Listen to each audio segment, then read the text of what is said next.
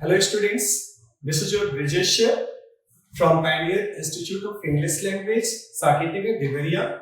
Today we are to discuss about a simple basic lesson of grammar. The topic is preposition. It means संबंध सूचक अव्यय. The term preposition is made of two words, pre plus position. Pre means पहले, position means स्थान.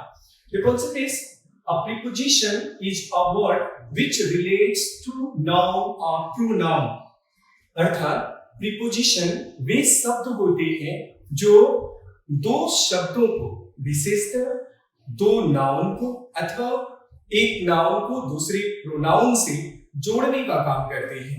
जैसे आप example में देख सकते हैं, there is a book on the table. इस वाक्य में अ बुक एक नाउन है, दूसरा टेबल दूसरा नाउन है. बुक का टेबल से क्या रिलेशन है, इसे शो करने के लिए प्रीपोजिशन ऑन का प्रयोग किया गया है.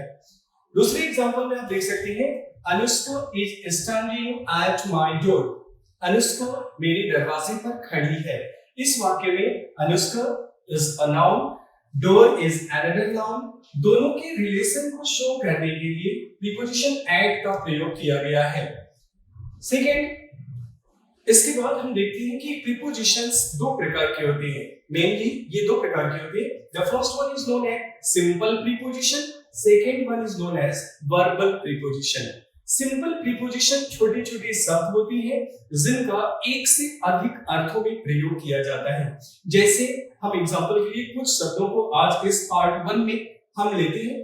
On, at, above, over, upon, onto. On का प्रयोग या एट का प्रयोग या अबव का प्रयोग हम पर अथवा ऊपर सेंस में लेते हैं, लेकिन इनका प्रयोग कैसे करते हैं, अलग अलग भाव में करते हैं, ये यहां देखना है. ऑन का प्रयोग हम तब करेंगे जब कोई वस्तु दूसरे के ठीक ऊपर हो और उसके बीच में टच का रिलेशन हो, यानी एक दूसरे को स्पर्श करते हुए हो. फॉर एग्जांपल, मैंने यहाँ एग्जांपल दिया था कि there is a book on the table, यानी मेज पर एक किताब है. मेज और किताब एक दूसरे को स्पर्श कर रहे हैं, यानी पुस्तक मेज पर आधारित है. इस आधार के संबंध को दिखाने के लिए प्रीपोजिशन ऑन का प्रयोग किया गया. दूसरा एग्जांपल है एट का प्रयोग. हम तब करते हैं जब कोई नियर बाय सिचुएशन को दिखाना हो. फॉर एग्जांपल, मैंने कहा Anushka is standing at my door. Anushka मेरे दरवाजे पर खड़ी है. तो दरवाजे पर इट मींस कि near by the door. She is not standing on the door, she is standing at the door. तो you have to keep in mind. Third होता है अबव. अबव का प्रयोग हम सेम सेंस में, पर अथवा ऊपर के अर्थ में तब करते हैं जब कोई वस्तु दूसरे के ऊपर हो परंतु स्पर्श करते हुए ना हो. There must be an ideal distance. For example, आपके सिर पर पंखा घूम रहा है, isn't it? There is an ideal distance between your head and the fan. तो वहां पर हम above का प्रयोग करेंगे. Then comes over. over का प्रयोग हम पर या ऊपर अर्थ में तब करेंगे जब अनलिमिटेड हाइट की बात होती है. फॉर एग्जांपल, आसमान हमारे सिर पर है, वहां इस सेंस में हम over का प्रयोग किया करेंगे. Then comes upon. It shows the result of a motion. जब गति का परिणाम दिखाना होता है तो हम अपन का प्रयोग करते हैं. फॉर एग्जांपल, वह मेज पर कूद गया.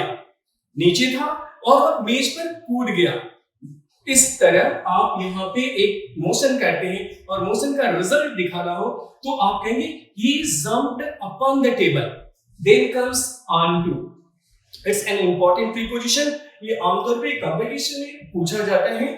ऑनटू का प्रयोग हम तब करते हैं जब रेगुलर या प्रोग्रेसिव कंडीशन हो, मोशन में हो कोई चीज. जैसे वह पेड़ पर चढ़ रहा है तो चढ़ने की क्रिया is still in progress. In that condition, you are going to tell he is climbing onto the tree. He is climbing onto the tree. इस तरह आप प्रीपोजिशंस का प्रयोग एक सेंस में, ये कॉमन सेंस में, पर अथवा ऊपर के अर्थ में करते हैं. इसके अलावा अन्य प्रीपोजिशंस में प्रीपोजिशन बाय होता है, आमतौर पे इसका प्रयोग हम द्वारा के अर्थ में करते हैं। पहला सेंस द्वारा अथवा से के लिए किया जाता है। तब करते हैं जब यातायात के संसाधनों का प्रयोग करना होता है। हम means of transportation from one place to another जाने के लिए करते हैं, कैरी करने के लिए करते हैं।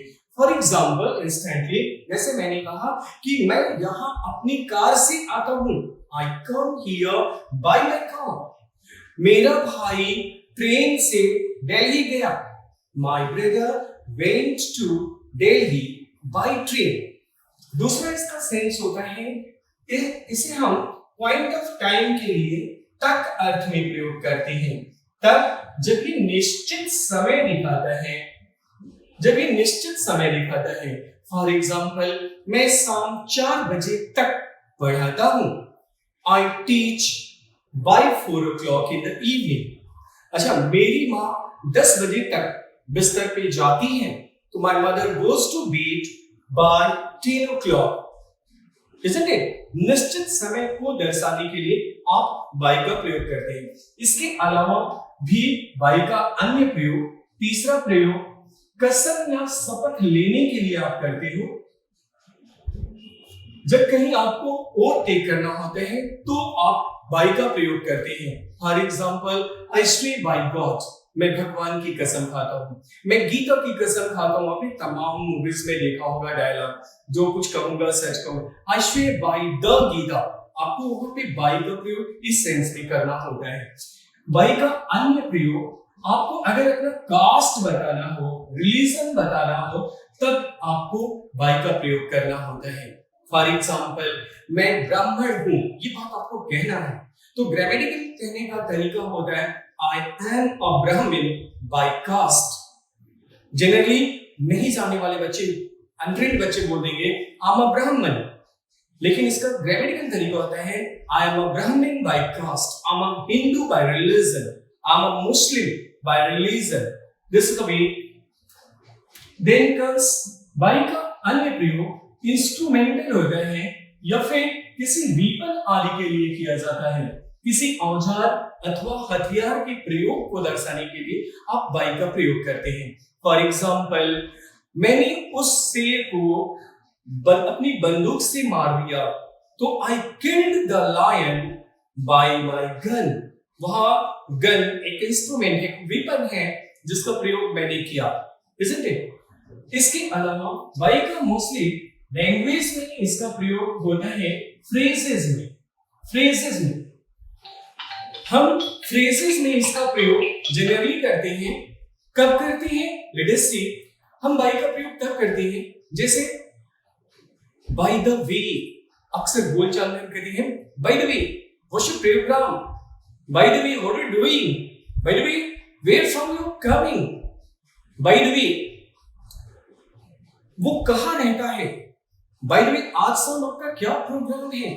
तो यहां बाय द वे का प्रयोग करते हैं। दूसरा होता है बाय एंड बाय, धीरे धीरे। धीरे धीरे किसे, जैसे धीरे धीरे उसकी हालत सुधर रही है, धीरे धीरे वह मुझे पहचानने लगा है, धीरे धीरे हमारी अंग्रेजी सुधर रही है, तो वहां पे आप बाय एंड बाय का प्रयोग करते हैं। बाय चांस, संजोग से, by chance I met him on the way, संजोग से वो रास्ते में मुझे मिल गया। Here you are using by chance। Then by fall or by default आप यूज करते हैं by heart and soul, दिलो जान से, पूरे तन मन से, by hook or by crook। There are so many phrases you can use or generally you often use, isn't it? So this is all about by।